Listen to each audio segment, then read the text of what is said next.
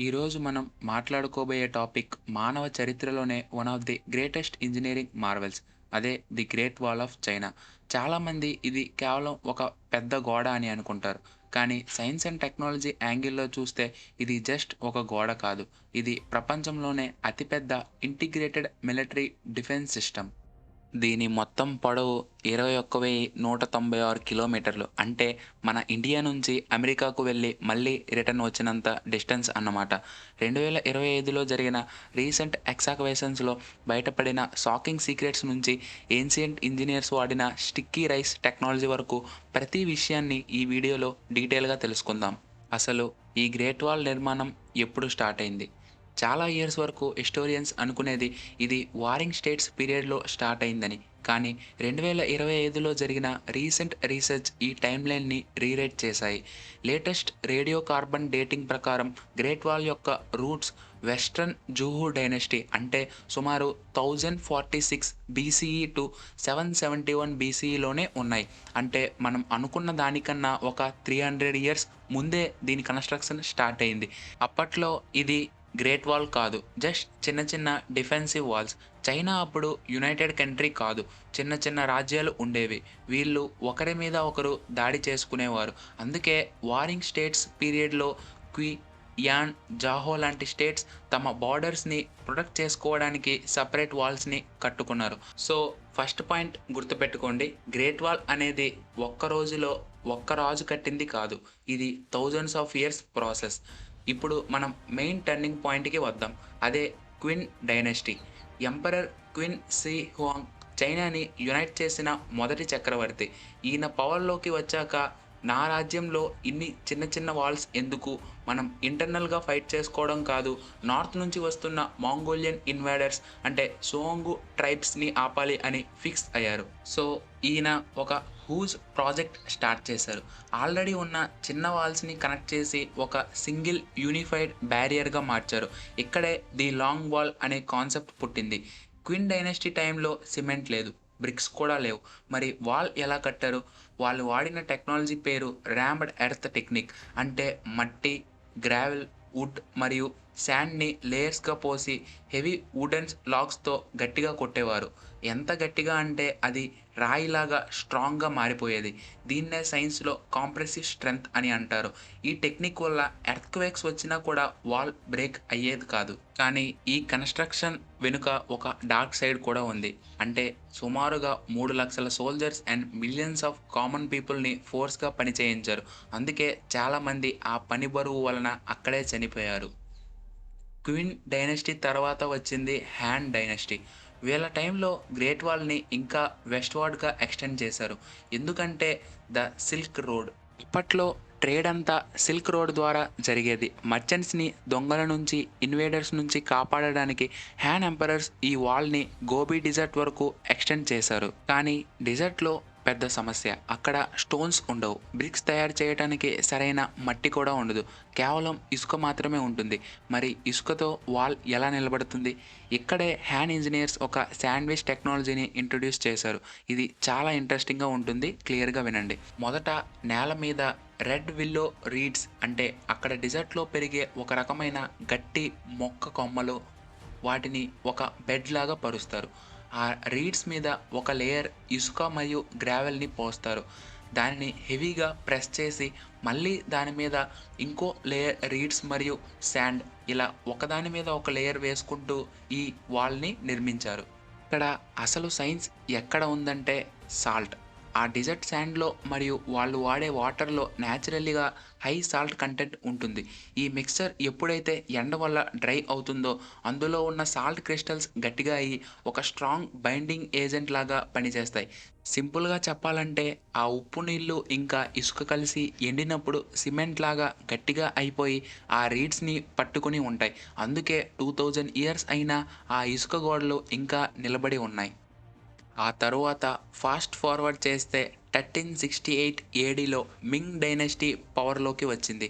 ఇప్పుడు మనం ఫొటోస్లో మూవీస్లో చూసే బ్యూటిఫుల్ గ్రేట్ వాల్ ఇది మొత్తం మింగ్ డైనస్టీలో కట్టిందే. మాంగోల్స్ అంటే మంచూరియన్స్ నుంచి థ్రెట్ ఎక్కువ అవడంతో మింగ్ ఎంపరర్స్ మట్టి గోడలు వద్దు, మనకింకా స్ట్రాంగ్ స్ట్రక్చర్ కావాలి అని డిసైడ్ అయ్యారు.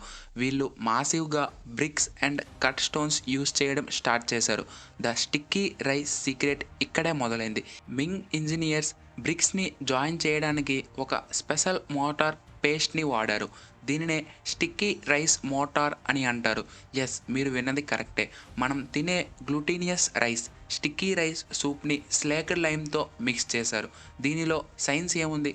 స్టిక్కీ రైస్లో అమెలోపిక్టిన్ అనే ఒక కాంప్లెక్స్ కార్బోహైడ్రేట్ ఉంటుంది. ఇది లైమ్తో కలిసినప్పుడు ఆ మిక్స్చర్కి extreme strength, water resistance and flexibility వస్తుంది. ఈవెన్ మోడర్న్ బుల్డోజర్స్ కూడా ఈ సెక్షన్స్ని బ్రేక్ చేయడానికి కష్టపడతాయి. ఇది ప్రపంచంలోనే ఫస్ట్ కాంపోజిట్ మోటార్గా చెప్పుకోవచ్చు. మింగ్ వాల్ హైట్ యావరేజ్గా 5 to 8 మీటర్స్ ఉంటుంది. అలాగే పైన హార్స్మెన్స్ కూడా ఈజీగా ట్రావెల్ చేయడానికి వైడ్ రోడ్స్లా డిజైన్ చేశారు. ఇప్పుడు మనం గ్రేట్ వాల్ యొక్క ఇంజనీరింగ్ ఆర్కిటెక్చర్ని చూస్తే ఇది కేవలం ఒక అడ్డుగోడ మాత్రమే కాదు. ఇది ఆ కాలం నాటి ఒక సోఫిస్టికేటెడ్ ఇంటిగ్రేటెడ్ డిఫెన్స్ సిస్టమ్ అని అర్థమవుతుంది. దీని డిజైన్లో ప్రతి 500 మీటర్స్కి ఒక వాచ్ టవర్ ఉంటుంది. దీనివల్ల సైనికులు అక్కడే ఉండి ఎనిమీస్ మూమెంట్స్ని దూరం నుంచి క్లియర్గా అబ్జర్వ్ చేసి వెంటనే రియాక్ట్ అయ్యేవారు. అయితే ఇంత పెద్ద వాల్ మీద ఇన్ఫర్మేషన్ని ఎలా పాస్ చేసేవారు అనేది చాలా ఇంట్రెస్టింగ్ పాయింట్. ఇక్కడ వీళ్ళు బీకన్ టవర్స్ అనే ఒక టెక్నాలజీని వాడారు. దీన్ని మనం సింపుల్గా ఏన్షియంట్ వైఫై అని పిలవవచ్చు. బార్డర్లో ఎనిమి కనిపించగానే పగలు అయితే వోల్ఫ్ డంగ్ అంటే తోడేలు పేడని తగలబెట్టి హూజ్గా స్మోక్ క్రియేట్ చేసేవారు. అదే రాత్రి అయితే పెద్ద మంటలు వెలిగించేవారు. ఈ సిగ్నల్ చూసి పక్క టవర్ వాళ్ళు, ఆ తరువాత ఇంకో టవర్ వాళ్ళు ఇలా ఒకరి తర్వాత ఒకరు సిగ్నల్ పాస్ చేస్తూ కేవలం కొన్ని గంటల్లోనే 1000 కిలోమీటర్స్ దూరంలో ఉన్న క్యాపిటల్ సిటీకి వార్ అలర్ట్ పంపించేవారు. ఇది పర్ఫెక్ట్గా ఫిజిక్స్లో ఆప్టికల్ కమ్యూనికేషన్ ప్రిన్సిపల్ మీద పనిచేస్తుంది.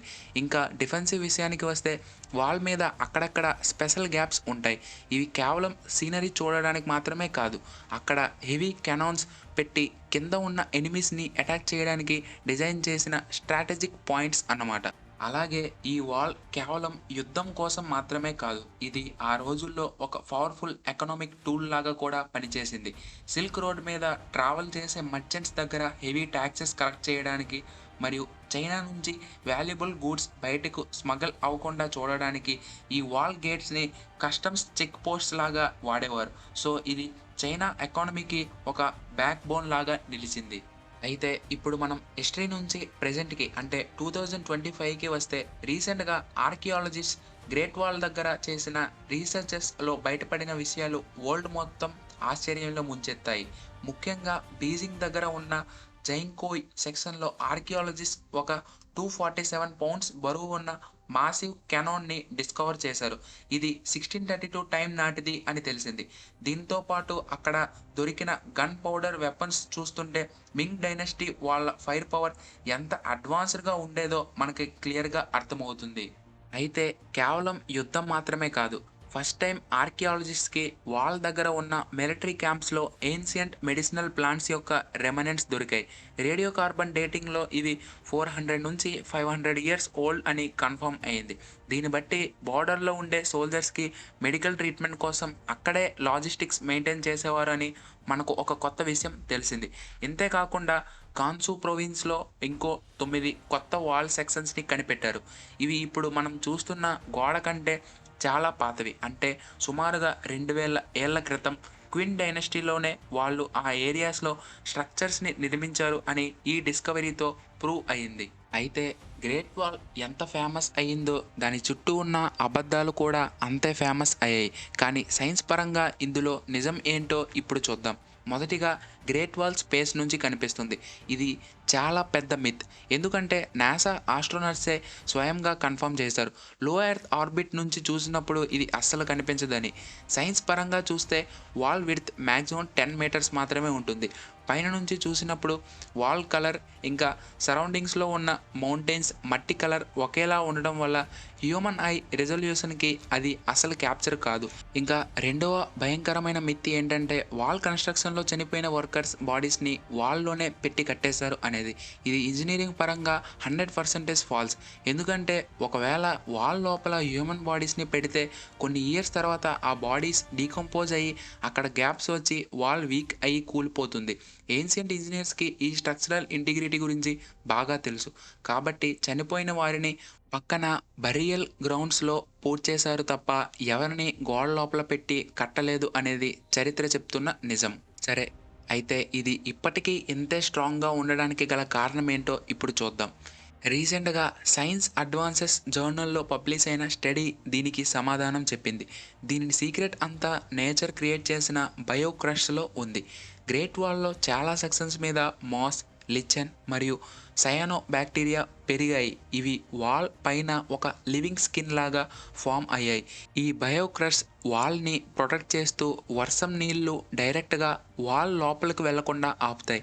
అలాగే ఆ మొక్కల రూట్స్ మట్టిని గట్టిగా బైండ్ చేసి ఉంచుతాయి. స్టడీస్ ప్రకారం ఈ బయోక్రష్ ఉన్న సెక్షన్స్ నార్మల్ సెక్షన్స్ కంటే 3 times ఎక్కువ స్ట్రాంగ్గా ఉన్నాయి. సో సింపుల్గా చెప్పాలంటే మనిషి నిర్మించిన ఈ అద్భుతాన్ని ఇప్పుడు నేచరే తన చేతుల్లోకి తీసుకొని ప్రొటెక్ట్ చేస్తుంది అన్నమాట. సరే, హిస్టరీ మరియు సైన్స్ అన్నీ చూసాం కదా, మరి ఇప్పుడు 2025లో అసలు గ్రేట్ వాల్ పరిస్థితి ఏంటి? నేచురల్ ఇరోషన్ వల్ల మరియు హెవీ టూరిజం వల్ల వాల్కి చాలా డ్యామేజ్ జరుగుతుంది. But don't worry, Chinese government దీన్ని ప్రొటెక్ట్ చేయడానికి లేటెస్ట్ టెక్నాలజీస్ని వాడుతుంది. ముందుగా డ్రోన్స్ మరియు లిడార్ టెక్నాలజీతో వాల్ని కంప్లీట్గా స్కాన్ చేసి ఎక్కడ క్రాక్స్ ఉన్నాయో, ఎక్కడ వాల్ వీక్గా ఉందో ఒక 3D మ్యాప్ని క్రియేట్ చేస్తున్నారు. ఇది హ్యూమన్ ఐకి కనిపించని డేంజరస్ని కూడా డిటెక్ట్ చేస్తుంది. సో ఇలా ఎన్నో టెక్నిక్స్ వాడుతూ అక్కడ అఫీషియల్స్ ముందే జాగ్రత్త పడుతున్నారు. మోస్ట్ ఫ్యాసినేటింగ్ థింగ్ ఏంటంటే 3D ప్రింటింగ్ వాల్లో కొన్ని స్పెసిఫిక్ బ్రిక్స్ డ్యామేజ్ అయినప్పుడు సేమ్ ఆ ఏన్షియన్ డిజైన్లో ఉండే పార్ట్స్ని 3D ప్రింట్ చేసి బ్రోకెన్ పార్ట్స్ని రీప్లేస్ చేస్తున్నారు. ఇలా ఏన్షియన్ స్ట్రక్చర్ని మోడర్న్ టెక్తో సేవ్ చేస్తున్నారు అన్నమాట. So friends, great wall of China అనేది కేవలం బ్రిక్స్తో కట్టిన గోడ కాదు. ఇది ancient engineering, material science, military strategy మరియు హ్యూమన్ ఎండ్యూరెన్స్కి ఒక లైవ్ ఎగ్జాంపుల్. మన ఇండియాలో తాజ్మహల్ మరియు కోనార్క్ టెంపుల్ ఎలాగో చైనాకి గ్రేట్ వాల్ అలాగా.